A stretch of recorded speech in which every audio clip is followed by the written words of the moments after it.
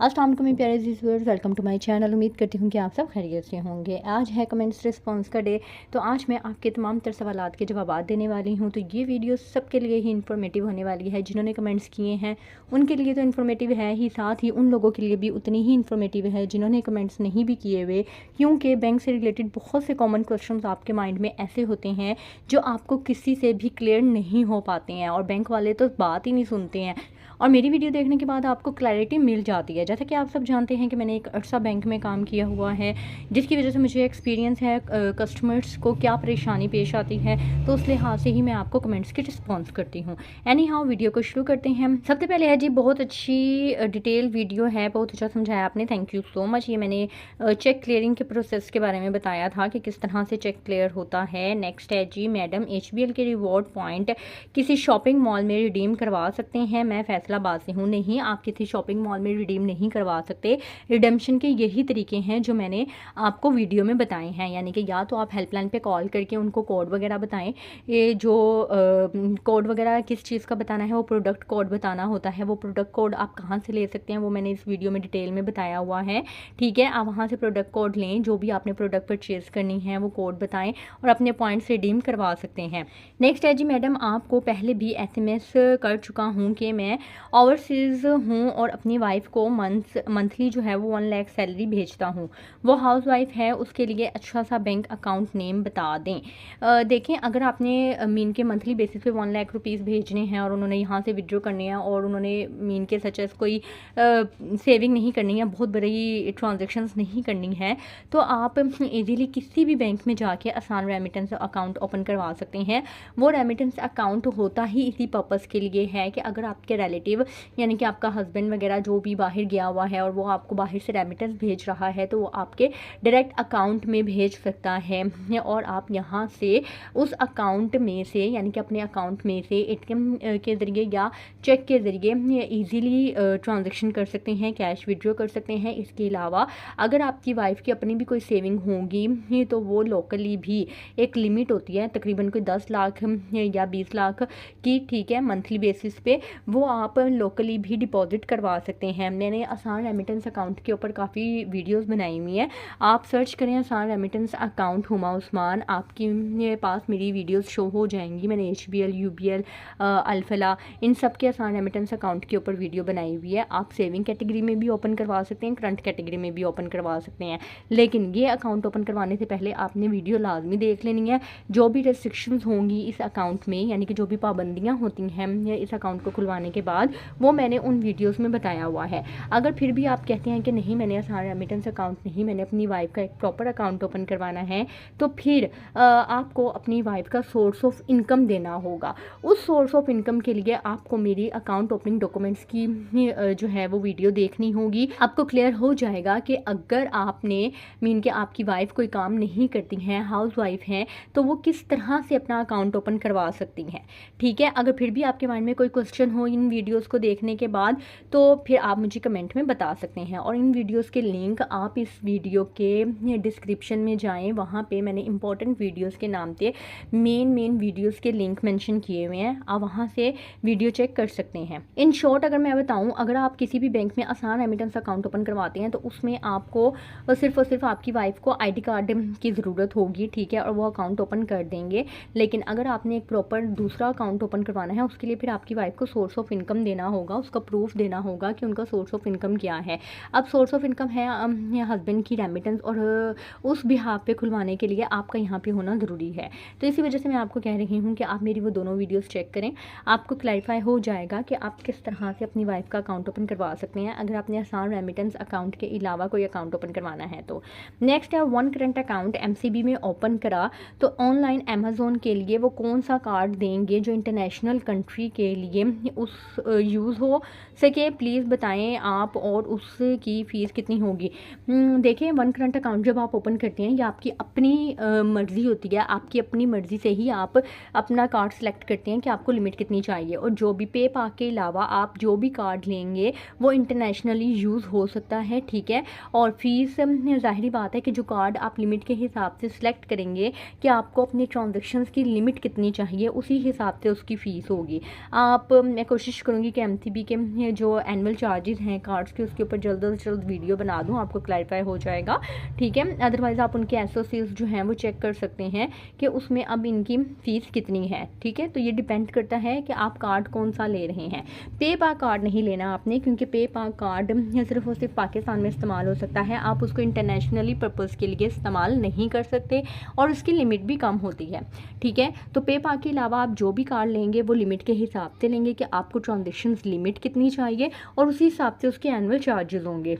Next अस्सलाम वालेकुम ma'am. वालेकुम अस्सलाम। You make very good videos, thank you so much. आपके इसी तरह के कमेंट्स से मुझे इतनी मोटिवेशन मिलती है कि टाइम ना होते हुए भी मेरा दिल करता है कि मैं आप लोगों के कमेंट्स का रिस्पॉन्स करूं, क्योंकि जब मैं आपके कमेंट्स का रिस्पॉन्स करती हूँ मुझे ऐसा लगता है कि मैं अपनी फैमिली के साथ कनेक्टेड हूँ। जब मैं कमेंट्स रिस्पॉन्स नहीं करती हूँ या किसी भी रीज़न की वजह से वो डिले हो जाते हैं तो मुझे ऐसा लगता है कि मेरा और आपका जो लिंक है वो ख़त्म होता जा रहा है, तो जिसकी वजह से मैं आपके कमेंट्स के रिस्पॉन्स लाजमी करती हूँ ताकि आपको पता हो कि मेरे लिए आपका छोटे से छोटा कमेंट भी बहुत इंपॉर्टेंट होता है। अच्छा, आपने कहा कि you make very good videos, thank you so much. Because of you, आपकी वजह से our banking problems become easier, हमारे जो बैंक के जितने भी मसाइल थे वो बहुत आसान हो चुके हैं। नेक्स्ट आपने कहा हुआ है कि आई हैव अ क्वेश्चन, मेरा एक सवाल है। नॉन फाइलर ATM थे 50,000 से ज़्यादा, अगर विड्रॉर है तो उसे टैक्स देना पड़ता है? जी बिल्कुल। आगे है, तो अगर कोई नॉन फाइलर चेक से 50,000 अबव विड्रॉ करेगा तो क्या उस पर भी टैक्स लगता है जैसे ATM पर लगता है? देखें, आपने एक चीज़ क्लियर करनी है, ट्रांजैक्शंस दो तरह की होती हैं, कैश ट्रांजैक्शंस और नॉन कैश ट्रांजैक्शंस, ठीक है।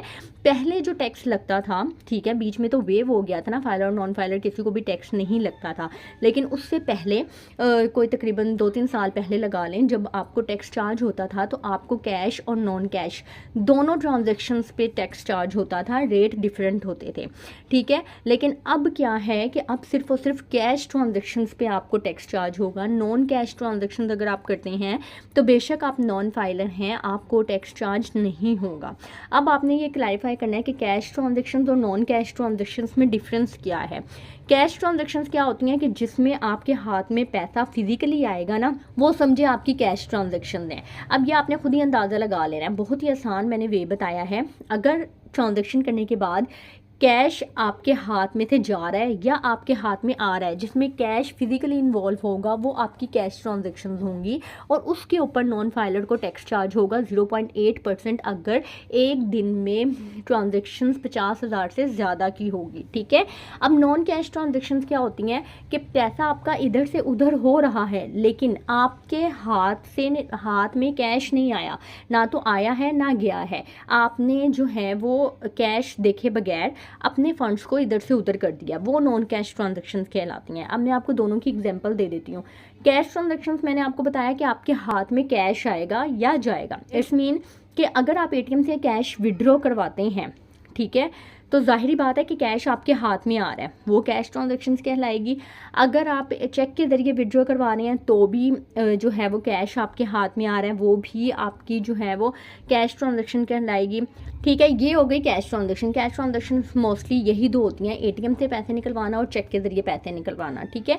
अब नॉन कैश ट्रांजैक्शंस क्या होती हैं कि जिसमें आपके हाथ में पैसा नहीं आता है, वो नॉन कैश ट्रांजैक्शंस कहलाती हैं। आप फंड्स इधर से उधर कर रहे हैं, अपने मोबाइल में बैलेंस करवा रहे हैं, यूटिलिटी बिल्स पे कर रहे हैं, कार्ड स्वाइप करवा रहे हैं, उसमें भी कैश इन्वॉल्व नहीं होता, आप कार्ड स्वाइप करवाते हैं, आपके अकाउंट से पैसे कट होके मर्चेंट के अकाउंट में चले जाते हैं, ठीक है। तो इस तरह से, या फंड ट्रांसफ़र करते हैं आप किसी भी बैंक में, तो ये नॉन कैश ट्रांजैक्शंस कहलाती हैं जिसमें ये जो है वो कैश इन्वॉल्व नहीं होता है। तो इस चीज़ को आपने क्लियर करना है। अगर आपने एक दिन में पैसे निकलवाए हैं 50,000, 40,000 आपने ATM मशीन से निकलवा लिए हैं, 40,000 आपने कैश जो है वो चेक के ज़रिए निकलवा लिया सेम डे, तो आपने 80,000 पे टोटल कैश विड्रॉ किया है और उस 80,000 के ऊपर DNP 0.8% के अकॉर्डिंगली आपको टैक्स चार्ज हो जाएगा, ठीक है। होपफुली आपको क्लियर हो गया होगा। ये भी बता दें कि डिजिटली कैसे ओपन करना है। अच्छा, मैंने ना मिज़ान कैश फंड में या मिज़ान इन्वेस्टमेंट ग्रुप में, अलमिज़ान इन्वेस्टमेंट ग्रुप में कोई भी इन्वेस्टमेंट अभी फ़िलहाल नहीं की हुई है, तो मुझे इस वजह से मैंने कोई वीडियो नहीं बनाई हुई है। अब फेक ID कार्ड के अगेंस्ट तो मैं वीडियो नहीं बना सकती, आप यूट्यूब पे सर्च कर लें, ठीक है। तो बहुत सी इसके ऊपर वीडियोस आपके सामने यूट्यूबर्स की शो हो जाएंगी, जिन्होंने इन्वेस्टमेंट की हुई है उन्होंने ज़रूर वीडियोस भी बनाई हुई होंगी, ठीक है। मैम अगर वो ब्रांच भी वहाँ से चली गई हो तो फिर कैसे अकाउंट बंद करवाएं। अच्छा, मैंने क्या वीडियो बनाई थी कि how to close your bank account permanently, कि आप अपने बैंक अकाउंट को, किसी भी बैंक अकाउंट को मुकम्मल तौर पर किस तरह से बंद करवा सकते हैं। इन्होंने कहा है कि मेरी ब्रांच ही वहाँ से शिफ्ट हो गई है या चली गई है, तो आपने सिंपली हेल्पलाइन पे कॉल करनी है। हेल्पलाइन पे कॉल करें, उनसे कहीं ये मेरा ब्रांच कोड था लेकिन ये जिस लोकेशन पे थी अब वहाँ से कहीं ट्रांसफ़र हो गई है, तो आप मुझे कंफर्म कर दें कि ये ब्रांच किसी और ब्रांच में मर्ज हो गई है या इसकी लोकेशन चेंज हो गई है, ठीक है, या मेरा अकाउंट जो है वो अब मुझे उसके लिए किस ब्रांच में या किस लोकेशन पे जाना होगा, वो आपको सारी डिटेल दे देंगे और उस ब्रांच में जाके फिर आप अपना अकाउंट बंद करवा सकते हैं। नेक्स्ट है जी, अस्सलाम वालेकुम। वालेकुम अस्सलाम। मैम ये बताएं कि बैंक में बास टाइम पेमेंट आने से अकाउंट ब्लॉक हो जाता है या पेमेंट होल्ड कर लेते हैं, और क्रिप्टो की वजह से पेमेंट से भी बहुत अकाउंट ब्लॉक हुए हैं, बताएं और अनब्लॉक करने का तरीका भी बताएं। देखें, जो क्रिप्टो करेंसी होती है ना, वो समझ लें कि पाकिस्तान में अभी एक्सेप्टेबल नहीं है अकाउंट्स में, जहाँ पे भी जिस अकाउंट में भी ये, क्योंकि ये आप ये ना समझा करें कि हमारे अकाउंट में जितनी भी ट्रांजैक्शंस हो रही हैं बैंक वालों को पता नहीं है। इसके लिए स्पेशल एक डिपार्टमेंट बैठा हुआ होता है बैकएंड पे, जो कि आपकी ट्रांजैक्शंस को मॉनिटर कर रहा होता है। जैसे ही उन्होंने ऐसे सॉफ्टवेयर बनाए हुए होते हैं कि क्रिप्टो करेंसीज की जहाँ पे भी ट्रांजैक्शंस होती हैं उनके सामने अकाउंट की लिस्ट शो हो जाती है, अलर्ट शो हो जाते हैं कि इन अकाउंट में क्रिप्टो करेंसी आई है या एक अननाउन ट्रांजैक्शन हुई हैं जिसका कोई लिंक शो नहीं हो रहा है। फिर उनकी ब्रांच में कॉल की जाती है कि अपने कस्टमर से जस्टिफिकेशन लें कि ये ट्रांजैक्शंस कहाँ हैं। अगर तो वो प्रॉपर्ली जस्टिफाई कर देता है तो ठीक है, अदरवाइज उनके अकाउंट को टेम्परेरी बेसिस पे फ्रीज या ब्लॉक कर दिया जाता है जब तक कि इन्वेस्टिगेशन कंप्लीट नहीं हो जाती। तो क्रिप्टो करेंसी के केसेस बहुत हैं, इसमें आप जो है वो मोस्टली जो है वो आपको अकाउंट ही बंद करवाना पड़ता है। तो क्रिप्टो करेंसी के बारे में मैं आपको यही सजेस्ट करूँगी कि आप अवॉइड ही करें, अकाउंट्स यूज़ ना करें। और दूसरा, अकाउंट ब्लॉक क्यों होते हैं उसके लिए मैंने ऑलरेडी वीडियो बनाई हुई है, 9 और 10 रीजंस फॉर अकाउंट ब्लॉकिंग। आप यूट्यूब पे सर्च करें 10 reasons of account blocking, Huma Usman, आपके सामने वीडियो आ जाएगी, उसमें आपको क्लैरिफाई हो जाएगा कि आपके अकाउंट किस किस रीज़न की वजह से ब्लॉक होते हैं। क्योंकि कोई भी अननोन ट्रांजेक्शन होती है या फिर आपके सोर्स ऑफ इनकम से बढ़ के बहुत बड़ी एक ट्रांजेक्शन हो जाती है, या फिर कोई भी सस्पिशियस केस होता है, उस केस पे भी आपका अकाउंट ब्लॉक हो सकता है। तो काफ़ी रीज़न होते हैं। या फिर अब ऐसा भी हो रहा है कि किसी ने अगर गलती से फ़ंड ट्रांसफ़र कर दिए हैं, किसी और को करने थे और वो आपके अकाउंट में कर दिए गए हैं, अगर वो बंदा अपने बैंक में कंप्लेन करवाता है तो किसी न किसी तरह से या किसी भी सोर्स के ज़रिए से जिस अकाउंट में वो ट्रांजेक्शन हुई हुई होती है, यानी कि मिस्टेकनली हुई हुई होती है या कोई भी फ्रॉडुलेंट एक्टिविटी हुई हुई होती है, तो उन अकाउंट्स को टेम्परेरी बेसिस पे ब्लॉक कर दिया जाता है जब तक कि वो इशू रिजॉल्व नहीं हो जाता। फर्दर आप मेरी वो वीडियो देख लें जो मैंने आपको कहा है, आपको मज़ीद क्लैरिफाई हो जाएगा। नेक्स्ट है कि मिज़ान रुपी करंट अकाउंट वर्सेस मिज़ान रुपी सेविंग अकाउंट है। इन दोनों के मिज़ान बैंक सेम फीचर्स दे रहा है। आप मिज़ान रुपी सेविंग अकाउंट पर वीडियो भी तो बनाओ। अच्छा, मिज़ान रुपी सेविंग अकाउंट के ऊपर मैंने वीडियो बना दी, आप ही की रिक्वेस्ट पे मैंने बनाई है। और मिज़ान रुपी करंट अकाउंट पर मैं ऑलरेडी 2 दफ़ा वीडियो बना चुकी हूँ, 2024 में भी बनाई है और 2025 में भी बनाई है, आप वो देख सकते हैं। NBP के स्पेशल सैलरी अकाउंट प्रोडक्ट बताओ। अच्छा, NBP में ना इतने ज़्यादा कोई प्रोडक्ट्स हैं नहीं, मैंने NBP के जो हैं वो देखे थे अकाउंट्स, उनका ज़्यादा जो चलता है अकाउंट वो इजाफी मुनाफा अकाउंट है। इसके अलावा उनका एक PLS अकाउंट है। फर्दर इनके कोई ख़ास प्रोडक्ट नहीं है, मुझे तो इनके पर्सनली कोई प्रोडक्ट इतने ख़ास नहीं लगे। आप जाके नॉर्मली एक अकाउंट ओपन करवा के उसमें सैलरी पर्पज़ के लिए उस अकाउंट का इस्तेमाल कर सकते हैं। नेक्स्ट है, आज बनवाया है लेकिन 25K का कहा है सालाना चार्जेस कटेंगे। अच्छा, इन्होंने UBL मुकम्मल करंट अकाउंट के ऊपर कमेंट किया है कि मैंने आज ही अकाउंट ओपन करवाया है और 25,000 कहा है कि सालाना चार्जेस कटेंगे। नहीं, देखें, अगर आप उसमें 25 से 30,000 मेंटेन रखते हैं तो फिर आपको सालाना कोई चार्जेस ATM कार्ड वगैरह के हिट नहीं होंगे। नेक्स्ट है, ये हर बैंक में हर अकाउंट प्रोडक्ट का अपना अपना टेबल नंबर होता है। टेबल 018 मुकम्मल करंट अकाउंट। ये देखें, ये टेबल नंबर नहीं, ये प्रोडक्ट कोड होता है, ठीक है। अगर आप BOP का कोई भी अकाउंट ओपन करवाएंगे ना, तो BOP का करंट अकाउंट का कोड शुरू में 3 हिंट से होगा, 601, उसके बाद आपकी सिफ होगी और लास्ट में कोई भी डिजिट्स होंगे। उसके बाद इसके अलावा बीओपी में अगर आप तिजारत अकाउंट ओपन करवाते हैं तो वो अकाउंट शुरू होगा 602 से। पेंशन अकाउंट ओपन करवाते हैं तो वो शुरू होगा 659 या 609 से। तो ये प्रोडक्ट कोड्स होते हैं जो हर बैंक के डिफरेंट होते हैं। अब आप HBL का देख लें, अगर आपके HBL के अकाउंट का मैं फॉर्मेट बताऊँ तो HBL में शुरू के 2 ज़ीरो आपने हटा देने हैं। लास्ट के जो 14 हिस्से होते हैं ना, वो आपका अकाउंट नंबर होता है। उन 14 हिस्सों में से शुरू के 4 हिस्से आपका ब्रांच का कोड होता है, बीच में जो है वो समझ लें आपका अकाउंट नंबर होता है, और लास्ट में उसकी अकाउंट की कैटेगरी होती है। 01 सेविंग प्रोडक्ट को शो कर रहा होता है, और 03 जो है वो करंट प्रोडक्ट को शो कर रहा होता है। अगर किसी का HBL में अकाउंट है तो वो अपने अकाउंट को देखेंगे तो उनको ये क्लैरिफाई हो जाएगा। नेक्स्ट है, प्लीज़ एक वीडियो बना दें, फ्रीलांसर कैसे क्रेडिट कार्ड अवेल कर सकता है, HBL ऑफर कर रहा है। देखेंगे इसके लिए ना, अगर आपका फ्रीलांसिंग बहुत अच्छा अकाउंट चल रहा है, आपकी ट्रांजेक्शन अच्छी हो रही हैं, ठीक है, आप अपना source of income properly provide कर सकते हैं, तो आप HBL की हेल्पलाइन पे कॉल करें, अपनी लीड जनरेट करवाएं कि मैं क्रेडिट कार्ड बनवाना चाहता हूँ, मैं एक फ्रीलांसर हूँ और मेरी इतनी अर्निंग है। अगर आपकी अर्निंग ज़्यादा होगी, IB रिपोर्ट आपकी अच्छी आएगी तो आपका कार्ड बन जाएगा, लेकिन उसके लिए आपको पहले ब्रांच से कॉन्टैक्ट करना होगा। नेक्स्ट टाइम मेरे को मैसेज आया है, मैं जैज़ कैश यूज़ करता हूँ, मैंने FBR कुछ भी NTN नहीं किया है। अच्छा, ये जो है ना FBR पे मैंने पिछले साल वीडियो बनाई थी, इस साल नहीं बनाई। FBR वालों को काफ़ी मैसेज आए थे, FBR की तरफ से काफ़ी लोगों को मैसेज आए थे कि 30 सितंबर तक अपनी रिटर्न जमा करवा दें, लेकिन मैसेज वो ओवरऑल सेंड कर देते हैं, लेकिन उन्होंने मैसेज के अंदर सिर्फ और सिर्फ फाइलर को मुखातिब किया हुआ होता है कि जो फाइलर हैं वो अपने फाइनेंशियल ईयर की जो रिटर्न है वो टाइमली सबमिट करवा दें, ताकि वो एक्टिव टैक्स पेयर लिस्ट में एक्टिव ही रहें। अदरवाइज़ वो फाइलर हैं तो नॉन फाइलर कंसिडर कर लिए जाएंगे अगर एक्टिव टैक्स पेयर लिस्ट में उनका नाम इनएक्टिव आएगा। अब ये ATL की लिस्ट क्या है या फाइलर नॉन फाइलर का अगर आपको समझ नहीं आ रहा है तो इसके ऊपर भी मैंने डिटेल में वीडियो बनाई हुई है, आप वो चेक कर सकते हैं। इस वीडियो के डिस्क्रिप्शन में भी लिंक मेंशन होगा। नेक्स्ट है, ATM कार्ड नहीं हो तो फिर स्कैमर अकाउंट से स्कैम कैसे करता है, E-कॉमर्स एंड पोस होगा नहीं, ATM कार्ड के अगेंस्ट कुछ होगा नहीं फिर?